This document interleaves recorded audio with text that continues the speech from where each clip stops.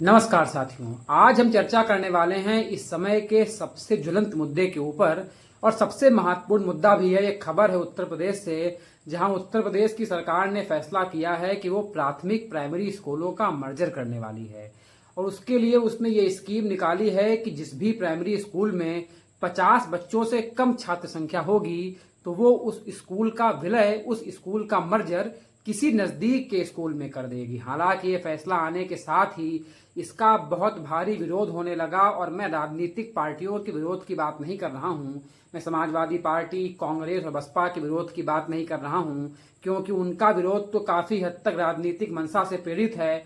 पर मैं बात कर रहा हूं उस विरोध की जो हो रहा है गांव के अभिभावकों के द्वारा, बच्चों के माता पिताओं के द्वारा, उस गांव के ग्रामीणों के द्वारा और खुद प्राइमरी स्कूल में पढ़ने वाले बच्चों के द्वारा। इस विरोध का कारण काफी वाजिब है, क्योंकि अगर एक गांव से उनका प्राथमिक स्कूल किसी दूसरे गांव में शिफ्ट हो जाएगा तो उस विद्यालय में पढ़ने वाले बच्चों को बहुत समस्याएं होंगी। और इससे खास करके अफेक्टेड होगी बालिकाओं की शिक्षा।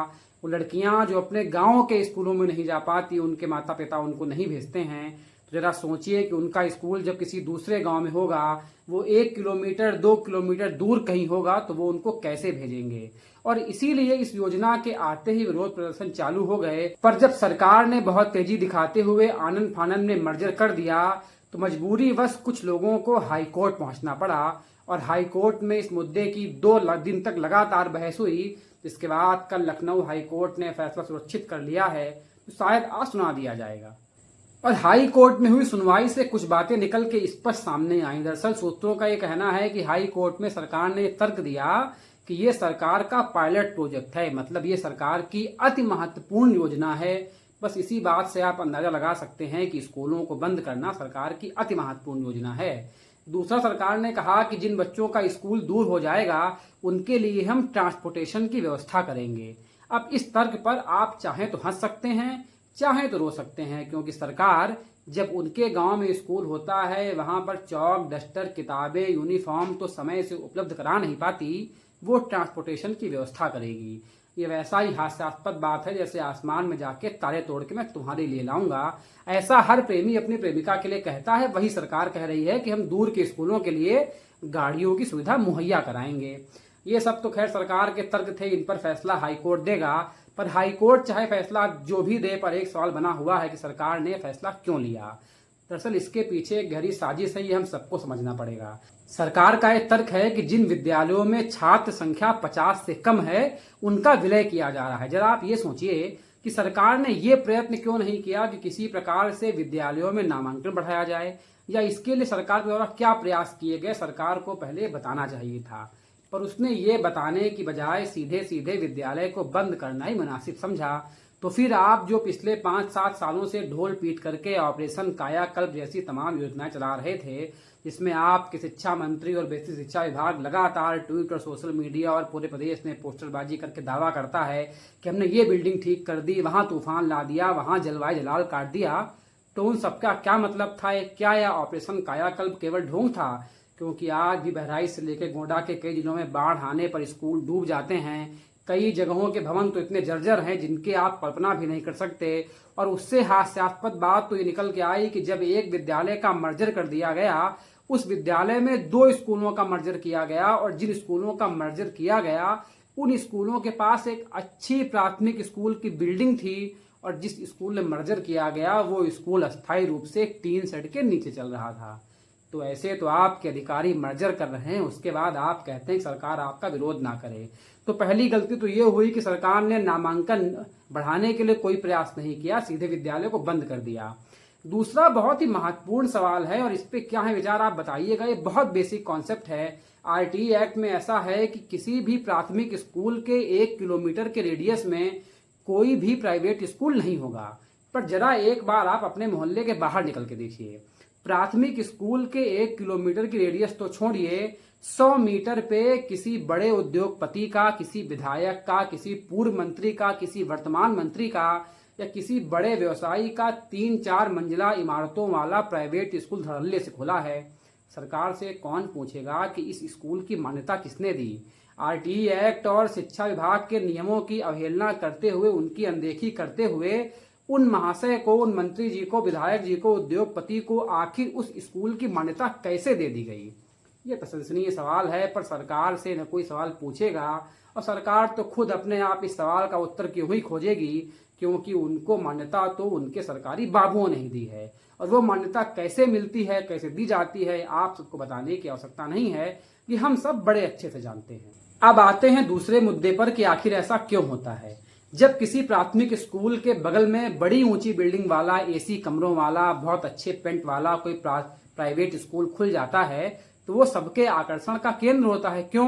क्योंकि प्राथमिक स्कूल की बिल्डिंग तो जीर्ण शीर्ण है, तो कोई भी गरीब व्यक्ति भी अपने बच्चे को उसमें नहीं भेजता। वो चमक धमक में आता है, देखता है वाह कितनी अच्छी बिल्डिंग है, कितनी ऊंची बिल्डिंग है, हम अपना और मेहनत करेंगे, अपना पेट कम काटेंगे, 2 रोटी कम खाएंगे, पर अपने बच्चे को उसी स्कूल में पढ़ाएंगे जिसकी बिल्डिंग अच्छी है, क्योंकि उसको लगता है कि वहाँ शिक्षा अच्छी दी जा रही होती है। जबकि प्राइवेट स्कूलों का आलम तो ये है, न वो हमसे छुपा है ना आपसे छुपा है, कि वहाँ पढ़ाने वाले शिक्षकों से जो उनके मैनेजर होते हैं या जो स्कूल के मालिक होते हैं वो शैक्षिक लेबरी करा रहे हैं। जैसे कॉर्पोरेट स्लेव होते हैं वैसे ये टीचिंग स्लेव्स हैं। इनसे 8-8, 9-9 घंटे काम कराया जाता है और बदले में इनको दी जाती है मामूली सी तनख्वाह। एक और सत्य है कि प्राथमिक सरकारी प्राइमरी स्कूलों में जो अध्यापक होते हैं वो कहीं अधिक योग्य होते हैं, वो कहीं अधिक डिग्रियां, कहीं अधिक एग्जाम पास करके आए होते हैं बनस्पत उसके कि जो शिक्षक प्राइवेट स्कूलों में होते हैं। लेकिन सरकार ने एक बड़ी अच्छी साजिश के तहत समाज में ये बीज बोया गया कि प्राइमरी का मास्टर तो अलाल होता है, वो कोई काम नहीं करता, फर्जी की तनख्वाह लेता है। और ये माहौल बना करके सरकारी अध्यापक को समाज के भीतर डिमीन करने का काम किया गया, उसकी छवि को धूमिल करने का प्रयास किया गया। ये साजिश पिछले 20-30 सालों से चल रही है, क्योंकि अगर यही मर्जर करने का फैसला आज से 30 वर्ष पहले आता तो समाज इसके विरोध में खुलेआम सड़कों में उतरता। पर ऐसा इसलिए नहीं होगा कि समाज के मन में बात बिठाई गई है कि ये जो सरकारी मास्टर साहब है ना, ये तनख्वाह फ्री की ले रहे हैं, ये मुफ्त की रोटी तोड़ रहे हैं, कोई काम नहीं करते। हालांकि कुछ अध्यापक ऐसे हैं भी, पर इस समय काफ़ी इन चीज़ों में बेहतरी आई। ज़्यादातर अध्यापक जो नए भर्ती हुए हैं वो बिल्कुल ऐसे नहीं हैं, पर हमारे पुराने कुछ अध्यापकों ने ऐसे कारनामे किए हैं जिनके कारण समाज में भाव गया है और सरकार ने इस भाव को दबाने के बजाय उसको उभारने का काम कर दिया। और समाज में सरकारी स्कूल और सरकारी अध्यापक को लेकर जो है भावना पैदा की गई, इससे नुकसान ये हुआ कि जब एक गरीब माता पिता किसी रोड से निकलते हैं और वो देखते हैं कि ये सरकारी स्कूल है, ये प्राइवेट स्कूल है, तो उनके मन में वही भाव रहता है कि स्कूल सरकारी है, फीस कम लगेगी, पर यहाँ के मास्टर साहब तो पढ़ाएंगे ही नहीं, तो वो अपनी उसी ऊंची बिल्डिंग वाली स्कूल में, प्राइवेट स्कूल में अपने बच्चे को भेजता है, वहाँ अधिक फीस देता है, कम योग्य अध्यापकों के द्वारा अपने बच्चों को पढ़वाता है। इसमें उसका ही नुकसान होता है, सरकारी बाबुओं का कोई घाटा नहीं होता, क्योंकि वो तो आरटीए एक्ट की धज्जियां उड़ाते हुए धड़ल्ले से मंत्रियों, विधायकों और सांसदों को किसी प्राइवेट स्कूल की मान्यता खैरात में बांट देते हैं। इससे सरकारी स्कूल का सिस्टम मरता है, अध्यापक मरता है, गरीब व्यक्ति मरता है, सबका घाटा ही घाटा। और फायदा किसका? केवल विभाग का और सरकारी बाबुओं का। लेकिन सरकार ने इन सब चीजों पर विचार किए बिना क्या किया? सीधे सीधे स्कूलों को बंद कर दिया। अब एक तीसरे विषय पर आते हैं कि जिन छात्रों ने बीएड या बीटीसी का कोर्स किया हुआ है वो लगातार नई भर्ती की मांग करते रहते हैं। अब पता नहीं प्रदेश के मुख्यमंत्री जी को कोई बताता है कि नहीं बताता, या शासन में बैठे अधिकारियों से कोई ये मूल सवाल पूछता है कि नहीं पूछता। एक व्यक्ति जिसके पास तनिक भी कॉमन सेंस होगा वो ये बता देगा कि उत्तर प्रदेश में पिछले 5-6 सालों में एक भी नई शिक्षक की भर्ती नहीं हुई है, मतलब एक भी शिक्षक को भर्ती नहीं किया गया। लेकिन शिक्षा मंत्री जी विधानसभा में हर बार खड़े होते हैं और गाजे बाजे के साथ ढोल पीट के ये कहते हैं कि शिक्षक छात्र अनुपात बराबर है। और मंत्री जी से ये पूछने की जहमत और हिम्मत कोई नहीं उठाता कि मंत्री जी, अगर ये मान लिया जाए कि ऑन एवरेज हर साल 10 से 15 हजार शिक्षक भी सेवानिवृत्त हो रहे हैं और नए शिक्षकों की भर्ती नहीं हो रही है, तो जो पद खाली हो रहे हैं आखिर उन स्कूलों में पढ़ा कौन रहा है? इसका जवाब मंत्री जी के पास नहीं है। और जवाब वो देंगे क्यों? क्योंकि उनसे कोई सवाल भी नहीं पूछता। और सरकार हर साल जब नया सत्र खुलता है जुलाई में, तो गाजे बाजे के साथ पोस्टर लगवाती है कि इस वर्ष 1 करोड़ नए बच्चे पढ़ने आए, 1 करोड़ अधिक नामांकन विद्यालयों में हुआ। तो मैं पूछना चाहता हूं कि भर्ती हो नहीं रही है, शिक्षक रिटायर हो रहे हैं और करोड़ों छात्र विद्यालयों में नए आ रहे हैं, तो इनको पढ़ाने के लिए क्या ऊपर से एलियन आ रहे हैं? कौन पढ़ा रहा है? ये बेसिक सवाल है जिसका जवाब किसी के पास नहीं है, जिसका सवाल किसी को पूछना नहीं है। और सरकार ने भी सोचा कि सवालों के जवाब कौन देगा, सीधे सीधे जाओ, स्कूलों पर ताला लगाओ, मर्जर का नाम दो और बोलो सियावर रामचंद्र की जय। और गलती से भी सरकार के द्वारा मर्जर के लिए जारी किए गए शासनादेश को न पढ़ लीजिएगा, नहीं तो आपको लगेगा कि यह सरकार का बहुत क्रांतिकारी फैसला है। उसमें लिखा गया है कि संसाधनों के संपूर्ण उपयोग के लिए, छात्रों के संपूर्ण विकास के लिए मर्जर किया जा रहा है। मतलब ये बहुत छात्र हित में है, इतना छात्र हित में है कि एक बच्चे के गांव से उसका स्कूल छीन के दूसरे गांव में भेजा जा रहा है, पर शराब की दुकानें उसी गांव में दो दो खोली जा रही हैं। ये छात्रों के विकास में बहुत क्रांतिकारी कदम उठाया जा रहा है। आज कुछ स्कूल बंद हुए हैं, अगले वर्ष कुछ और होंगे, उसके बाद कुछ और होंगे और धीरे धीरे बेसिक शिक्षा विभाग पे लग जाएगा ताला और हम सब बोलेंगे सियावर रामचंद्र की जय।